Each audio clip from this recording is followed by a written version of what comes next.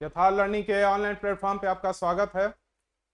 हम लोग इस समय वही सेशन चला रहे हैं कि यूपी पुलिस का एग्जाम है 8, 9, 10 को, और जो उसके इम्पोर्टेंट क्वेश्चन हैं छांट छांट कर, ताकि वो पुराने क्वेश्चन जो हैं उसको रिपीट किया जा सके। तो जब तक 2024 के टोटल क्वेश्चन हो जाएंगे, मैथ और रीजनिंग का एक ही दो वीडियो में कोशिश करेंगे जितने उसके जो हट करके क्वेश्चन हैं, कुछ जैसे पाई चार्ट है, उसको देखा जाएगा। लेकिन फिलहाल पहले जीएस को कंप्लीट किया जाए और जीएस के सारे क्वेश्चन को एक किनारे से देखा जाए।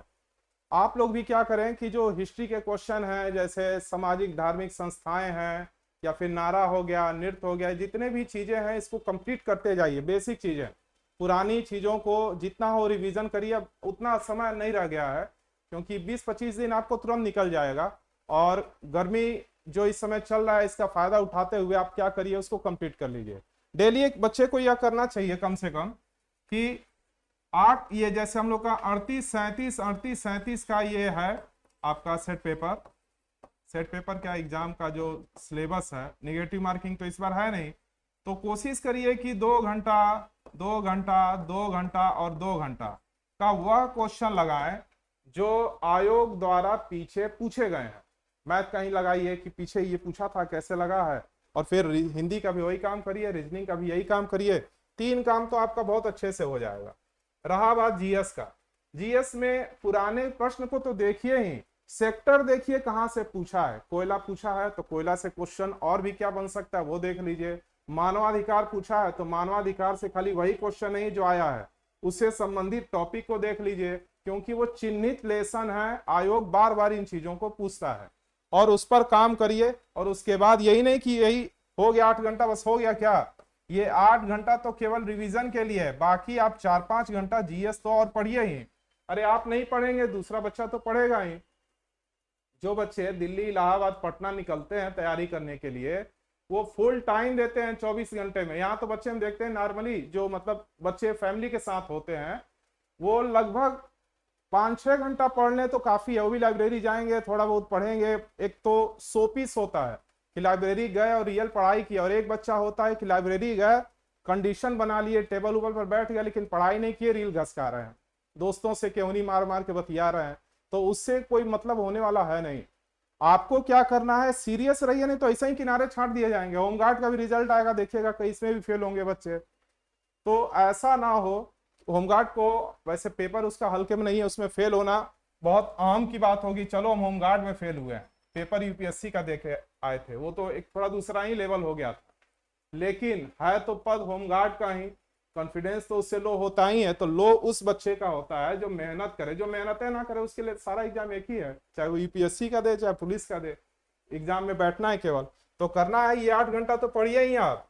अभी भी है समय। जो बच्चे का थोड़ा भी पहले से 50% तैयार है, और जो पीछे एग्जाम दिए, बहुत से बच्चे ऐसे होंगे जिनका एज इस बार क्रॉस कर जाएगा, तो फिर दोबारा कहाँ भर्ती आएगा। चुनाव ना होगा तो हो सके अनाउंस हो, अभी कोई तय है ही नहीं, तो ऐसे ही नहीं बाहर हो जाएंगे। तो एक प्रयास करिए, कम से कम लास्ट प्रयास करिए।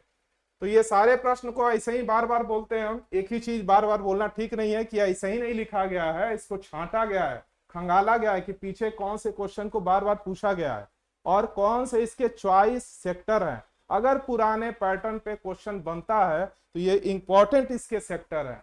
ये केवल एक ही लाइन इसको मत देखिए, इसके भौगोलिक संरचना को देखिए कि ये सेक्टर से और क्या प्रश्न बन सकता है, वो बनाइए। देखा जाए पहले, ये तो नया क्वेश्चन उसमें एक ऐड हुआ है, चूंकि पुराना उस समय का पूछा था, उसके हिसाब से जनगणना की बात कही गई थी। जनगणना 2027 के पहले चरण की शुरुआत कब से हुई, तो 1 अप्रैल 2026 से स्टार्ट हो गई है, 27 तक हो जाना है। क्षेत्रफल की दृष्टि से भारत कौने नंबर पे है, तो 7वें नंबर पे है, रूस, कनाडा, चीन, अमेरिका, ब्राजील, ऑस्ट्रेलिया के बाद। एडीबी क्या है, एशियाई विकास बैंक, 1966 में स्थापित हुआ था, 1966 में मनीला में, फिलीपींस इसका मुख्यालय है, और मनीला वहीं पर फिलीपींस, दोनों एक ही चीज जगह है। ये स्थान है और देश है। वित्तीय सहायता देता है ये विकास परियोजनाओं के लिए। फिर है कोशिका का पावर हाउस, माइटोकॉन्ड्रिया। कोशिका तो पढ़ ही लीजिएगा, एक क्वेश्चन हर सेक्टर में इससे बना हुआ है, सेल से।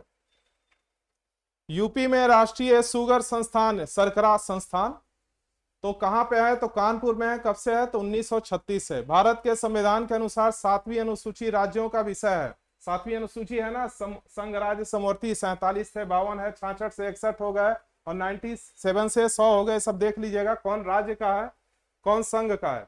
भारत के पहले गवर्नर जनरल कौन थे? Lord William Bentinck. और स्वतंत्र भारत का भी पूछ सकता है, उसको भी देखेंगे, लगता आसान है लेकिन फंस जाता है। केंद्रीय उत्पादन शुल्क की दरों का निर्धारण वित्त मंत्रालय द्वारा किया जाता है। किस खनिज को बरीड सनशाइन यानी दबी हुई धूप के नाम से जाना जाता है? देखिए कोयला, फिर एक क्वेश्चन आया कोयला से। CPCB central pollution control board full form से क्वेश्चन आता ही आता है। इसकी स्थापना कब हुई थी? 1974। फिर है राष्ट्रीय समुद्री दिवस, एक क्वेश्चन आते हैं इससे, 5 अप्रैल। सोशल मीडिया पर हैशटैग का इस्तेमाल किस लिए होता है? तो जुड़ाव, किसी से जुड़ने के लिए या पहुंच बढ़ाने के लिए। आर्टिकल 19 भाषण और अभिव्यक्ति की स्वतंत्रता। 14 से, ये एक चीज ध्यान रहे, 12 से 35 पिछले बार भी आया था कि भाग से और आर्टिकल से क्वेश्चन आपको कम से कम 2 या 3 मिलेंगे। कौन किस भाग का है, कौन से आर्टिकल का है, ये खासकर, और ये फंडामेंटल राइट का भाग 3 तो बहुत ज्यादा इंपॉर्टेंट है। आरडीएक्स क्या है? विस्फोटक है, इसका full form research department explosive. Oxygen की खोज जोसेफ प्रिस्टले ने की थी, परमाणु क्रमांक 8 है और इसका सिंबल O है।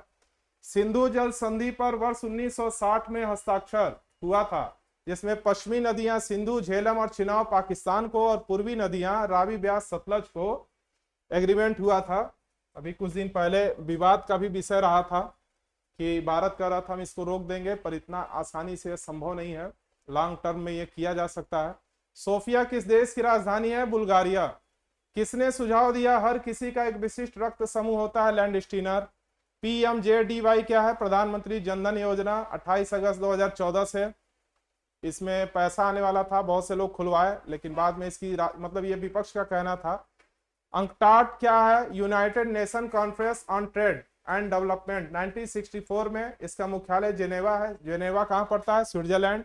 सदगति पुस्तक, सत्यजीत रे ने इन्हीं पर एक फिल्म बनाई थी, इसी पुस्तक के नाम पर, सदगति, और ये किसने लिखा है? प्रेमचंद। धनपत राय, इनके बचपन का नाम कभी कभी पूछता है, यूपी के ये हैं प्रेमचंद। गबन गोदान, ये सब इन्हीं का है। उत्तर प्रदेश का पहला ट्रैफिक पार्क कहाँ है? प्रयागराज। हड़प्पा संस्कृति को सिंधी घाटी सभ्यता के नाम से भी जाना जाता है। मैंने दिया था कि हड़प्पा सभ्यता को किस और नाम से भी जाना जाता है, तो सिंधु घाटी सभ्यता है। छोटी चीज, एग्जाम हॉल में बच्चे हिल भी जाते हैं। भारत में जीएसटी के जनक किसको भी माना जाता है? अटल बिहारी वाजपेयी को भी माना जाता है। सन 2000 में विजय केलकर की अध्यक्षता में इन्होंने ही प्रस्ताव भेजा था, एक बात कही थी। 2011 की जनगणना के अनुसार भारत में कुल वन कितने हैं? 21.05%। मध्य प्रदेश में सबसे ज्यादा माना जाता है वनों का एरिया। 2011 जनगणना को क्या कहा जाए? 11 से बेचारा अभी तक 27 आ गया, अभी तक खत्म नहीं हुआ। जिसको एक बार याद हो गया उसके लिए तो बहुत बढ़िया कि एक सेक्टर कम से कम तैयार है। जनगणना से कई क्वेश्चन आता है, जैसे पहले लॉर्ड मेयो रिपन से 1872 से शुरू हुआ, फिर पहली स्वतंत्र भारत की जनगणना, फिर 2011 यूपी की कुल जनसंख्या, भारत का, ये सब पूरा रट्टा मार लेंगे। इस सेक्टर से अकेले कभी कभी 2 क्वेश्चन मिल जाते हैं।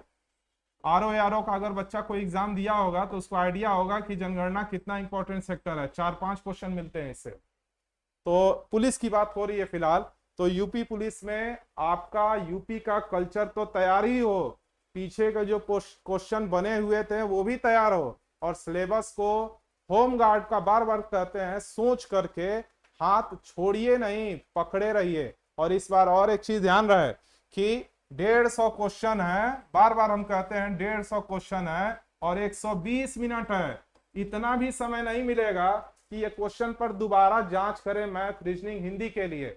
इसलिए हिंदी, रीजनिंग और मैथ को प्रैक्टिस के जरिए बनाया जा सकता है, और कोशिश यही हो हर बच्चे का कि 110 से 125 के बीच ज्यादा से ज्यादा क्वेश्चन सही हो, नेगेटिव नहीं है इसलिए बढ़ेगा भी।